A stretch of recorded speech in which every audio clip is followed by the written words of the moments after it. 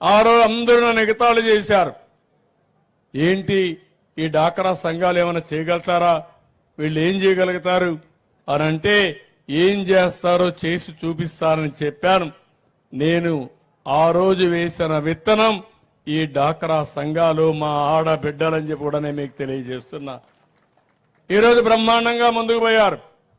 పొదుపు ఉద్యమంతో ప్రారంభించి ఒక శక్తివంతమైన మహిళా శక్తిగా మీరు తయారయ్యారు. ఈ రోజు మీ అందరి శక్తిని మళ్లీ ఉపయోగించుకుని పెద్ద ఎత్తున మిమ్మల్ని చిన్న చిన్న పరిశ్రమలను ప్రోత్సహించి తద్వారా మీ ఆదాయం పెంచే కార్యక్రమానికి కూడా ముందుకు పోతాం.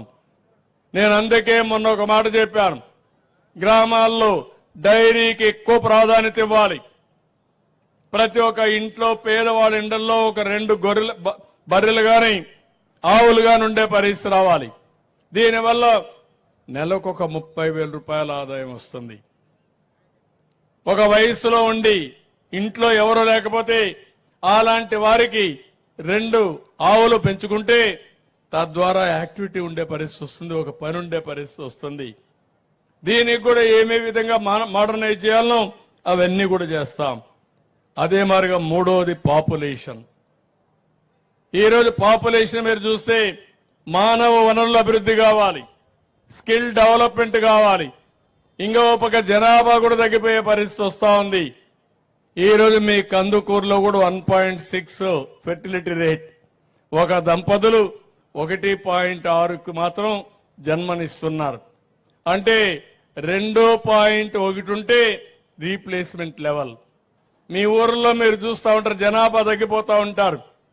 ముసలి వాళ్ళు ఏజ్ అయిన వాళ్ళందరూ ఉంటారు, చిన్నపిల్లలు కనపడరు, ఉన్నా కూడా కొంతమంది బయట వెళ్ళిపోతారు.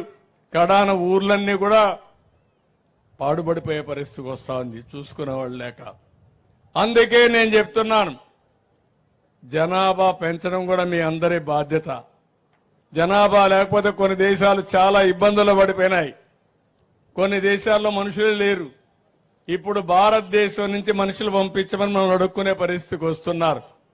అందుకే ఒక పక్క జనాభా బ్యాలెన్స్ చేయడం, రెండోది నైపుణ్యాన్ని పెంచడం, చదువు చెప్పించడం చేస్తే ఏమాత్రం డోకా లేదు. ప్రపంచాన్ని శాసించే శక్తి మన పిల్లలకు ఉందని చెప్పి కూడా నేను మీకు తెలియజేస్తున్నా. అదే నిరూపించాలనుకుంటున్నాం. ఇంకో పక్కన మీరు ఒకసారి చూస్తే వాటర్ సెక్యూరిటీ, నీళ్లన్నీ కూడా ఈరోజు మన వెలుగొండ ప్రాజెక్టు పూర్తి చేసుంటే ఈ ప్రాంతం సస్యశ్యామలం అయ్యేది. అది చేయకుండా ఇబ్బందులు వచ్చాయి, దాన్ని పూర్తి చేస్తాం.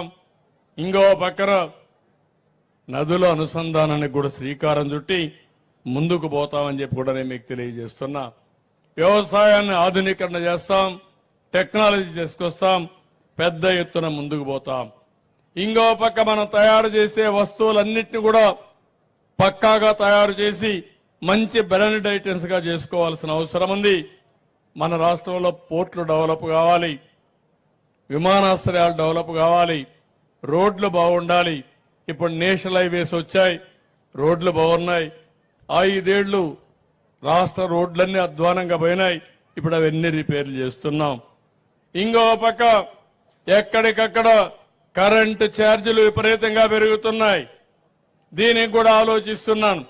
కరెంటు ఛార్జీలు తగ్గించాలంటే ఎక్కడికక్కడ సోలార్ ఎనర్జీ రావాలి, ఇంకో పక్క విండ్ ఎనర్జీ రావాలి. మనం కొనే కరెంటు ధరలు తగ్గితే తప్ప వినియోగదారులకు చౌకగా కరెంట్ ఇచ్చే పరిస్థితి లేదు. దీనిపైన కూడా శ్రద్ధ పెట్టాం. 9 స్వచ్ఛ ఆంధ్రప్రదేశ్ కార్యక్రమం ఇది రాష్ట్ర భవిష్యత్తునే మార్చాలి. నేను ఒకటే చెప్తున్నాను, మీ ఆరోగ్యం మీ పరిసరాల పరిశుభ్రత పైన ఆధారపడింది, మీ ఆలోచన విధానం పైన ఆధారపడింది. ఇంకో పక్క మన పరిసరాలు గాని మనం అనుకున్నట్టన్ని చేస్తే, నేను ఒక 10 చూశాను. ఈరోజు 10 స్టాల్స్ చూస్తే వినూత్నంగా 10 కూడా ఒక సందేశాన్ని ఇచ్చాయి. చెత్త సేకరణ దగ్గర నుంచి, సెగ్రిగేషన్ దగ్గర నుంచి, ఆ చెత్త మళ్ళా ఇస్తే డబ్బులు ఇచ్చే దగ్గర నుంచి మొత్తం చూస్తే నా ఆలోచన ఒకటే, ఏ చెత్త కూడా చెత్త కాదు. ఈ చెత్త నుంచి సంపద సృష్టించే అవకాశం ఉంది. చెత్తని చెత్తగా కానీ ఇచ్చేస్తే దీనివల్ల అనర్థాలు వస్తాయి. దాన్ని కరెక్ట్ గా డిస్పోజ్ చేస్తే ఒక పక్క సంపద, ఒక పక్క అవకాశంగా ఉంటుందనే ఉద్దేశంతోనే ఈ రోజు ముందుకు పోతున్నామని చెప్పి కూడా నేను మీకు తెలియజేస్తున్నా. నేను ప్రపంచంలో ఉండే బెస్ట్ ప్రాక్టీస్ అన్ని తీసుకొస్తాం, అవన్నీ ఇక్కడ అమలు చేస్తాం. అదే మరి మంచి మంచి మెషినరీ ఉంటే తీసుకొస్తాం, మంచి మంచి ఆలోచనలు ఉంటే తీసుకొస్తాం. ఆ ఆలోచనలన్నీ తీసుకొచ్చి ఈ రాష్ట్రాన్ని అభివృద్ధి చేయడానికి ఏమేం చేయాలన్నో అవి చేస్తామని చెప్పి కూడా నేను మీకు తెలియజేస్తున్నా. ఈరోజు కొన్ని పనులు కూడా ఉన్నాయి. ఈ రోజు మీ ఇక్కడ చూస్తే ఈ గ్రామాల్లో 1229 ఎకరాలు కందుకూరు రెవెన్యూ విలేజ్, దీన్ని గర్భ కంట్రీగా అనౌన్స్ చేశారు.